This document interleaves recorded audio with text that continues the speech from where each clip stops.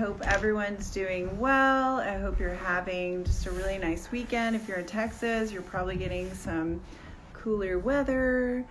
And we're just kind of hanging out. And guess who I have here with me? Everyone. I have Cathy Eason. And a lot of you know Cathy because you might have, it's probably hot, sorry. It's good.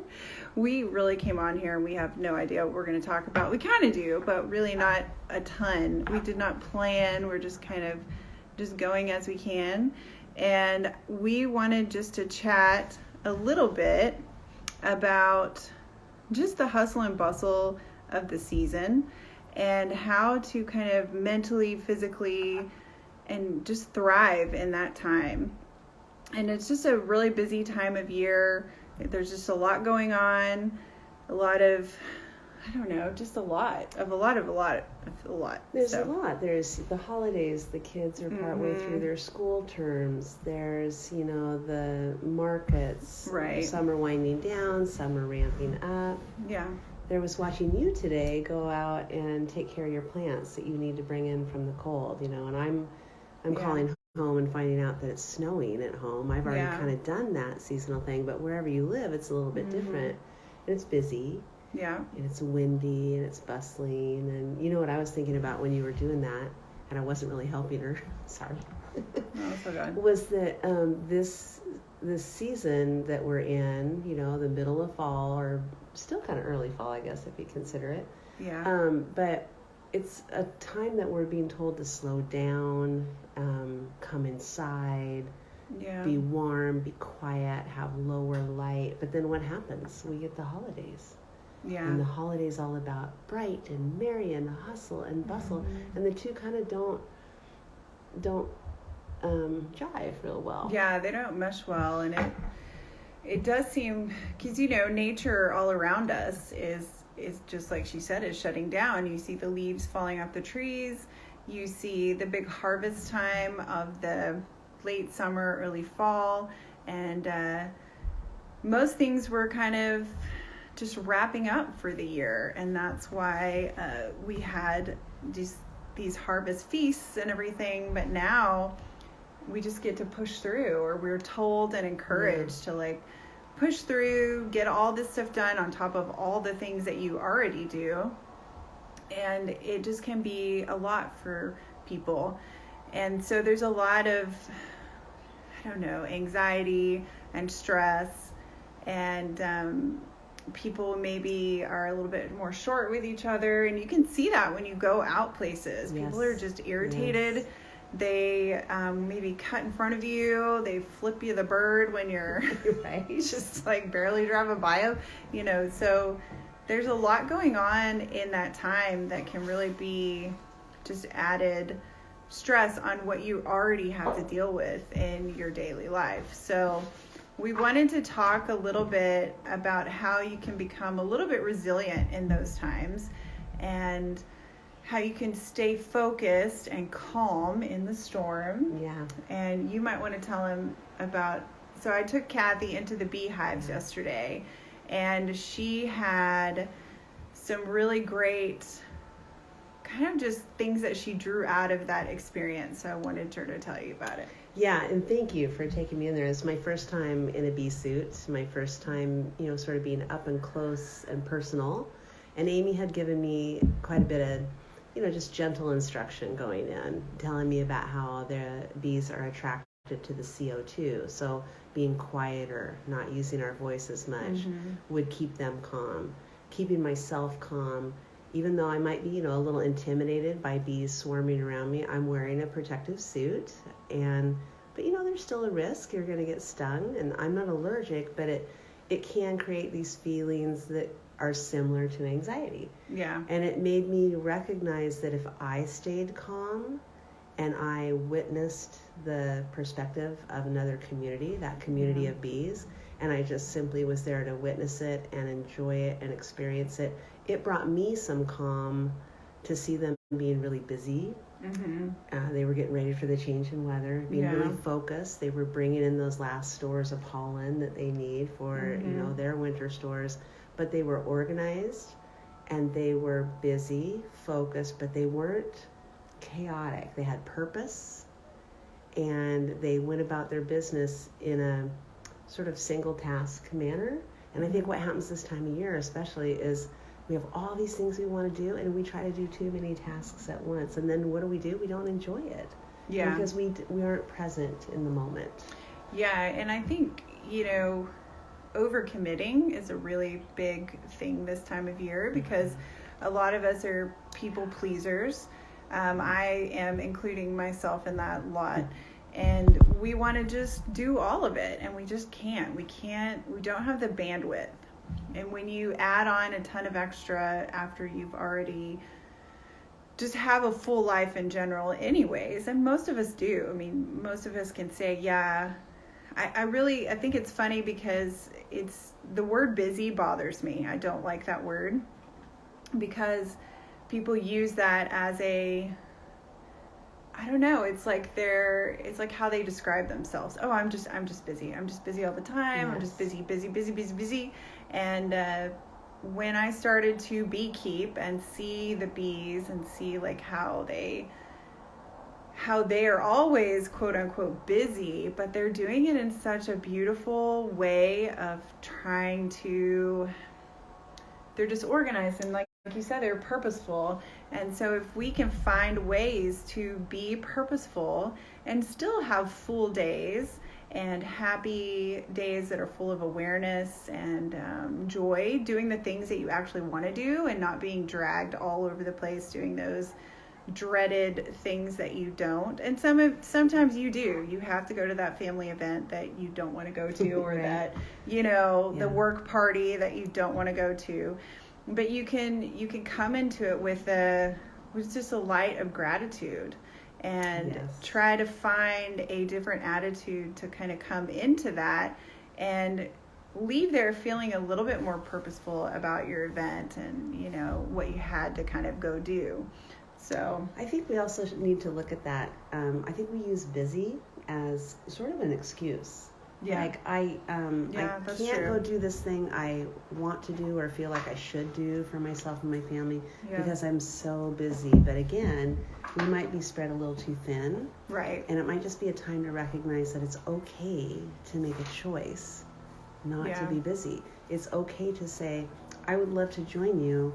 However, that's the time I need to whatever it is, prepare meals for my family function coming up. Yeah. Or it's okay to not do it all. It's okay to say no. It's okay to be purposeful and mindful about what we do this time of year. Yeah, I mean, every time of year, but yeah, I mean, I've harnessed the power of no. It's been harder to do. It's hard to say no to people, especially people that you love, and that you might genuinely want to go do something, but it's just going to take more energy out of you than it's going to actually give you. And so I have to really take and, kind of go back and say, okay, what are my priorities at this time? And how will these events take out my certain priorities? And sometimes you have to do things. I've had a family member that hasn't been well this past couple of months, and so it has taken over some things that are normally priorities to me, but I have to kind of put some of those things first. And so finding out what your priorities are, and you can do this on a daily basis, a weekly basis, for a season. You say, okay, this season, my priority is time with my immediate family, or my priority is having self-care and taking time for my health, or just you name it, whatever your priority is, and then you can start to just make sure that you do those things, and then other things can fill in. That word self-care, we're all throwing that around so much these days. It's not my favorite term for simply living with purpose.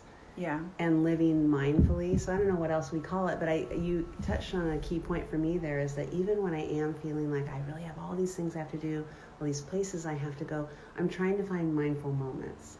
So, and it reduces my anxiety to do so. I know I have to take a drive that's going to be in stressful traffic, Right. So before I get in the car, I'm doing a mindfulness moment, whether it's just simply planting my feet on the ground and taking a couple deep breaths. Right. I'm sort of visualizing my route so that I can be efficient with my driving. I'm also prioritizing, like you said, okay, if I had to let one of my errands go today, which one would it be? I don't have to get it all done. And I think those little moments are self-care moments too. Yeah, and I've had to just learn to, if something doesn't get done that day, it's okay.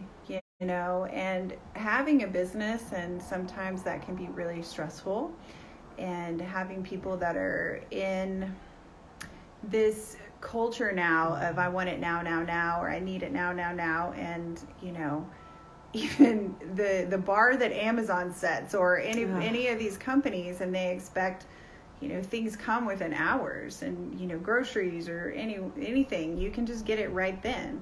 So we live in this culture now that is all about now. And so just being okay with letting things not get done right then, and using yourself as almost, you just exhaust yourself or overwork or overdo just because you feel like you have to do everything or get it done. And where those expectations come from? No. They come from us. Yeah.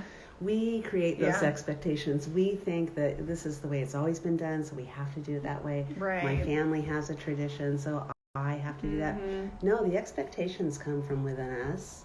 Yeah. If they come from other people, then we need to reassess our relationship with the people in our community, and express ourselves in a way that gives us some empowerment, that your expectations can't be mine. But I think that, especially women, I think we need to be encouraged that there's no need to have expectations.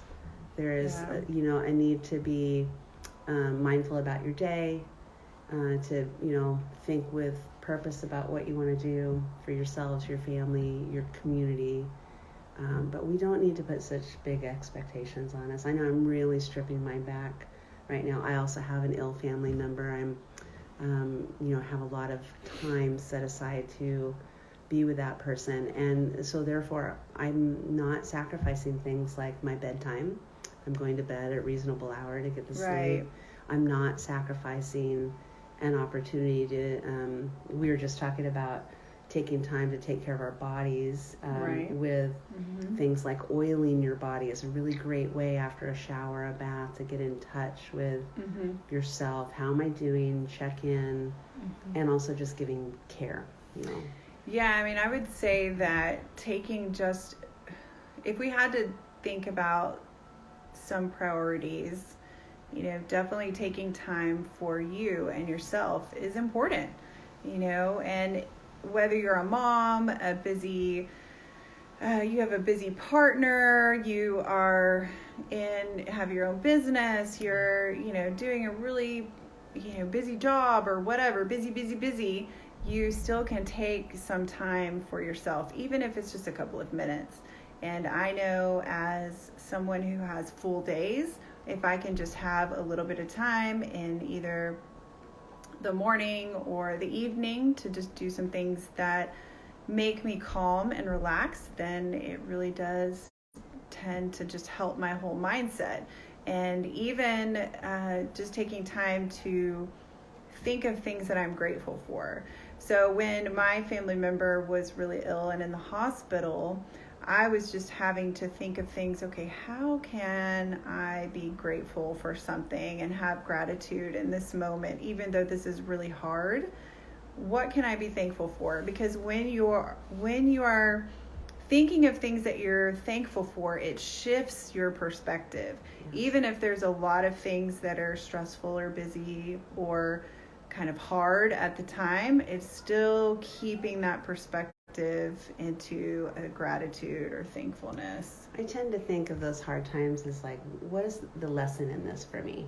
Yeah. And being grateful for that lesson, because we can learn from those lessons, right? We might make the same mistake again, or we might be put into a traumatic or trying situation again, but there's always a lesson in it. And trying to find the lesson and being grateful for what I'm being taught is a big thing that keeps me sort of centered and grounded. It makes things seem a little less hectic, a little less chaotic, a little less trying. that perspective of gratitude first.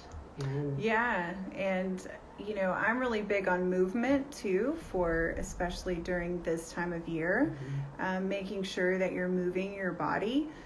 How you do it is up to you, whatever you enjoy. If it's a walk, if it's your time on the treadmill, if it's just fresh air, if it's however you can move your body. It just wakes up so many neurons in your brain.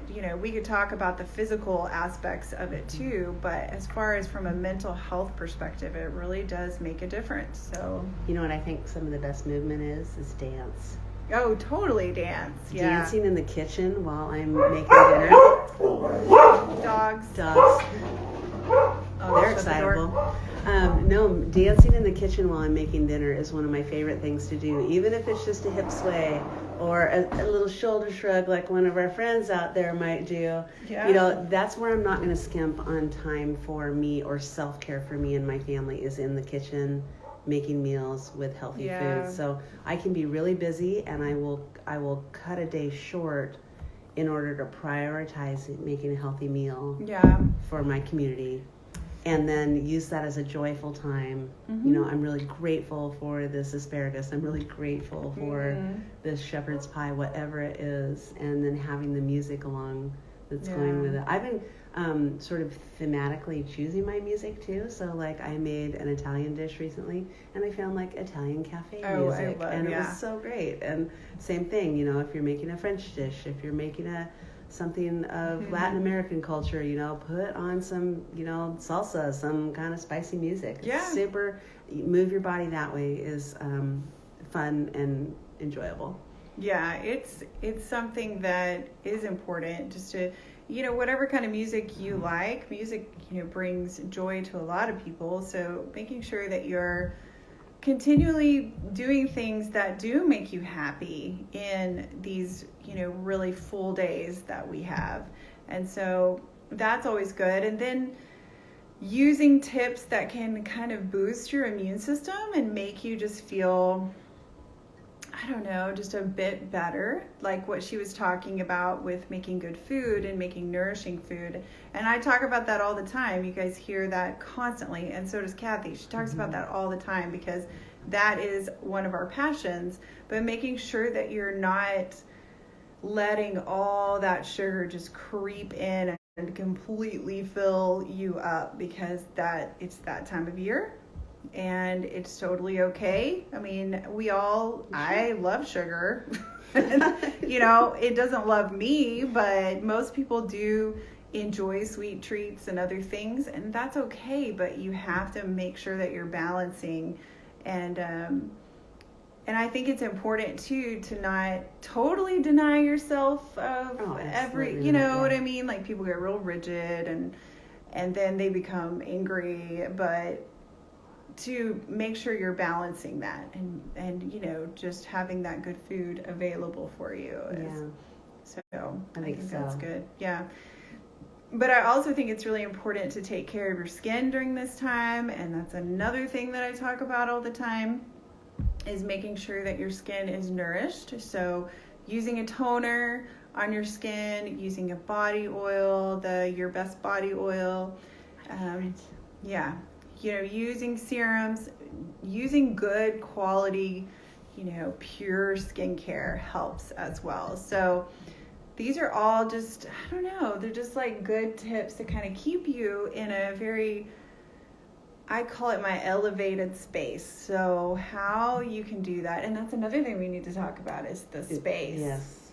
So next year, I've already declared that that's my year of like decluttering. We've lived in the same spot for 20 years, so things can just like pile up, It's just, even though you're very conscious about bringing something in and taking things out, it just is an inevitable part of life. And so I think it's really important for people to clear out, because your closet, your room, your space is connected to how your brain feels too. So if you have a ton of clutter all over the place, it's going to make you feel just kind of, don't know, just kind of icky a little bit. Confined, constricted, weighed down, overwhelmed, you know, clearing out your space, you know, beyond just clearing, like, you might have too much furniture in a room. I just talked to another nutritionist friend last week about this, and she said, I really think I just have too many pieces of furniture. Yeah, and which can happen. Yeah, and it's easy, you know, you find that perfect table. And I think we have to, that's also a part of, like, being grounded in the present is being willing to let go of the past. So even if it's grandma's table, you know, you might need to pass it on to somebody else who it could serve better than you right now. And I think when we clear open our spaces, it allows us more freedom of movement. Freedom of movement brings us that joy that you were talking about. Yeah. And then also just, like, I tend to love small things, you know, like pottery and glassware and things like that. But really, when I look at my cupboards, I use one mug every day for tea. Yeah. One mug.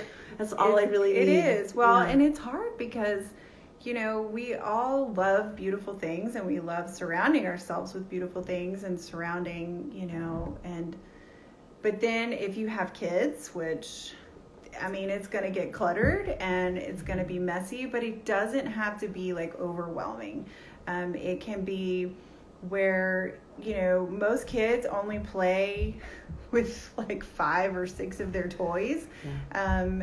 And adults are the same way. We usually don't use, like, all the things that we have. I mean, honestly, go in your closet. When is the last time you wore this, or this?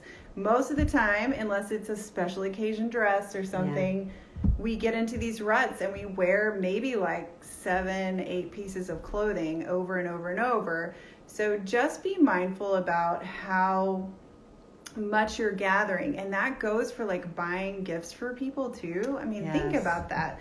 Like, does that person really need that thing? I mean, is it going to bring them joy? Yes, probably, because it's from you and you're giving that love to them. But is it something that they're really going to utilize and it's practical and it just doesn't take up space in their house? And so, and there's always places for those things, you know, but it just... You know, what would be a fun experiment is, like, say I gave you a candle sconce for Christmas that I know you don't need, but I would challenge you. I'd put a little note on it and say, here's this beautiful candle sconce I made or I found for you. I challenge you to get rid of 3 things in exchange for this candle sconce. Oh, that's a good idea. I like that. Yeah, that would be kind of a fun experiment to do. And we've done, for the past, like, 5 years in our family, we do 5 gifts, and it is something you need, something you want, something to wear, an experience to have, and then we pick something, and it can be just like something that you give. Just, it kind of changes every year. You just figure it out.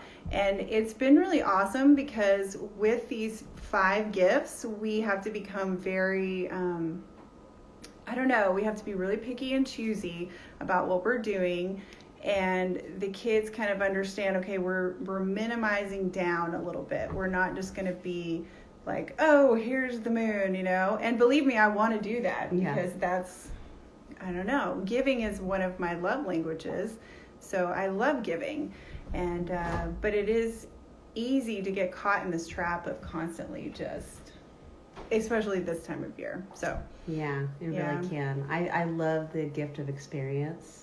Yes, that's usually one of their favorite gifts that we give, because last year I think we took them to a concert, or somebody wanted to go just like on a day out where we went hiking, on a picnic and all of that. So that's always a really fun one as well. So, yeah. You know what I'm thinking about, even though we're here on a technology, on a platform, it's also a good time of year to maybe set some of that aside, you know, being really present. Oh, for sure, when you're creating those moments, you're creating those experiences. We all tend to, what do? We get together and we're like, what was the name of that song? And then we go to our phone. What was that funny YouTube video? Oh, let me show you right now. Yeah. And now we've interjected something like this into the moment that we're having. And so I would encourage us all to, like, really think twice every time, you know, before looking up that song, before looking up that YouTube video, say, no, I can do that later in this moment that we're having, let's be present right there. I think that's a way to declutter life a little bit, is to have a little less of that automatic stimulus and gratification going on. And even though, you know, we love sitting down and watching like Christmas movies or whatever, but we also really enjoy doing things like games, board games, or cards, or just different projects and stuff that kind of keep us away from a ton of technology. My kids started out doing Waldorf education, which they don't really do a ton of technology, period. I didn't totally agree with that dynamic because I love the beauty of Waldorf education, but I also see the way that technology can be used for good in things too. But there is, just like what we were talking about before, a balance that you have to try to keep. And so it's so easy for us to just walk around almost not even paying attention to the world around us because everyone's staring at their screens. But we do a thing where we can put phones in a basket, and we take some photos. We do photos together, but we also kind of put that to the side so that we have just some quality time together and we always do like this is our like memory shot, you know, we're taking a memory and we're trying to, you know, have that in our minds and our hearts, but not so much on a technology all the time. And it's hard because I have a teenager and she's probably watching this, and because that's just the way things are, you know, it's just a technology driven world. So so what do you think are your I was just thinking about, as you're talking about that, and the ways I try to get away from technology, or at least like ground myself before I have to use it. I do things like every morning, no matter how warm or cold it is, and right now there might be snow on the ground at my house, I go out in my bare feet in the grass. I feed my birds. Is really important. I go out in my bare feet. If it's cold, then I'm moving real quick, picking those feet up and setting them down and getting my grounding in quickly. But I put my feet on the earth every day. Yeah. If you've got sunshine, I put my face in the sun every day. Yeah, it's taking good. breaths before I do pretty much anything else. Before I start my day, before I make my coffee, before I might have had some water, you know, probably stretch, probably put on something where I could at least run outside. So I've done a couple things, but I like to do that. And I've been trying to stay in my meditative mind and practice meditation and prayer a little bit every morning. I can't say I'm perfect, but I try to get back to that. Right. Yeah. Take those moments. They just take moments. And then I'm just going to shamelessly plug some Life Root Botanicals right now, because the way I get my, quote, self-care in every day is I have a shower caddy next to my shower. And there I have my body oil. I have my Best Breast. I have a bottle of toner up there. I have some hair conditioner of yours. I have, of course, my cleansing grains that I use in the shower. So if you can't tell, I'm a big Life Root Botanical fan. I use a lot of products. But if I have them all right there, I hear women say, oh, I keep forgetting to put lotion on. I don't have time. I'm like, it's got to be available. It's got to be there available. for you to see right it. There. It takes only a few more minutes to take that little small step of care for yourself. It's really important. Yeah, it is. And then it's done. Yeah. And even putting out, like if you're trying to do meditation or spiritual practice, read the Bible, whatever you're trying to do, as long as it's like set out, you usually will pay attention to it more. So I have things that are on the table for me when I first get up, and I have like my candle, and I'll get my tea and my time to read. And then if I need to go and move my body, I have stuff ready for me to get up and do that. So I'm not like fumbling around in the dark and feeling just kind of like, oh, I'm tired. But I just think it's important to have things available for you. So she was talking about different products that she uses, but I have different herbs that are usually available for me, like different herbal teas. We're drinking like an echinacea elderberry tea right now because those are immune boosting. And so things like having little rituals in your day, but also using that time to don't know, just have that time to boost your immune system with herbs, or even vitamin C and zinc, or all these things that you can have at your disposal. Yeah. So essential oils would be another essential thing oils I use is a great one. Things that just boost your body up, that will also keep you feeling a little balanced with all the things that you'll be kind of experiencing this holiday season. So yeah. I don't know. What do you think? I think as we said earlier today, Christmas is going to be here before we know it. And it's shocking how fast these things come up. Yeah. I think my message would be do less, cherish more, and stay in the moment. And that's the way to handle that anxiety and that sort of trepidation about how's it all going to go. Make it simpler, and it's going to go great. Yeah. And I think mine would be just lead in gratitude. So whatever you're having to do, just make sure you think of like 3 things that are good about the situation. Even if it looks pretty dire at the time when I was in the hospital sitting there, I was like, okay, what are 3 things right now that are good about this situation? And, then we had the car breakdown. Okay, what are some things that we could come that are good out of the situation? And sometimes, you need to just kind of be grumpy for a while, but when you can turn that attitude of gratitude around, and I think that's really important to do that. And then just to make sure that you actually, if you have a priority to do something for the season ahead, that you do it. My priority this season is to making sure I'm spending these fun moments with my kids, because it's really a joyful time, and it's just so much time with fun with family. And so, but I also have so much fun with my business in this time, because it's joyous. Yeah. So things that bring me joy. So I will be making those a priority. And so if you have priorities, do those. Yeah, my priority this season is to nourish those I love around me. Mm-hmm. And you're good at that. Thank you. With quality food, and that experience, just the moment of just sharing meals, sharing stories, sharing love. That's my goal for the season. Yeah. And we hope that you have a very peaceful season. We're going to be talking more about just kind of how to navigate this season, but we're sending you lots of love, and we hope that you have a beautiful rest of your weekend and your day, and I hope you're staying cozy wherever you are, and we'll just talk to you next time.